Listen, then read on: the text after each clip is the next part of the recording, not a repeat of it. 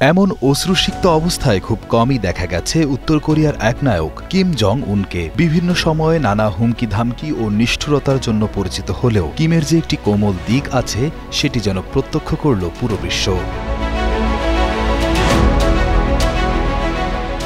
রাশিয়ার সঙ্গে ইউক্রেনের যুদ্ধে উত্তর কোরিয়া প্রায় ১৫,০০০ সৈন্য পাঠিয়েছিল। এর মধ্যে অন্তত ৬০০ জন মারা গেছেন। সম্প্রতি এক অনুষ্ঠানে রাশিয়ার পক্ষে যুদ্ধে মারা যাওয়া সেই সৈন্যদের স্মরণ করেছেন উত্তর কোরিয়ার নেতা কিম জং উন।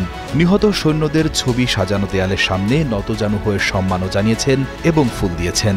সবচেয়ে আবেগঘন পরিবেশ তৈরি হয় যখন নিহত এক সৈন্যের শিশু সন্তানকে জড়িয়ে ধরে কেঁদে ফেলেন কিম জং উন।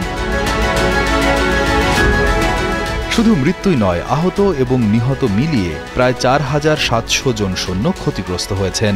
মারা যাওয়া সৈন্যের তুলনায় আহত সৈন্যের সংখ্যা প্রায় ৮ গুণ বেশি। পূর্বে উত্তর কোরিয়া এ ধরনের টহল বা সেনা পাঠানোর কার্যক্রম গোপন থাকলেও এই অনুষ্ঠানের মাধ্যমে ঘটনাটি প্রকাশ্যে স্বীকৃতি পেল, যা কূটনৈতিক এবং সামরিক দৃষ্টিভঙ্গি পরিবর্তনের দিকেই ইঙ্গিত করে। রাষ্ট্রীয় সংবাদে বলা হয়েছে, কিম জং উন সৈন্যদের বীরত্বকে বিজয়ী যুদ্ধের ফলাফল বলে ঘোষণা করেছেন। তবে তিনি যুদ্ধ শেষ হয়েছে কিনা তা স্পষ্ট করেননি। অনুষ্ঠানে একটি সঙ্গীতানুষ্ঠানও ছিল, আর সৈন্যদের পরিবার নিয়ে একটি বিশেষ রাতের অন্ত্যেষ্টিক্রিয়াও অনুষ্ঠিত হয়েছিল। এ ঘটনার মাধ্যমে কিম জনগণকে যেন দেখাতে চেয়েছেন, যারা যুদ্ধ করে মারা গেছেন তারা দেশের চোখে নায়ক।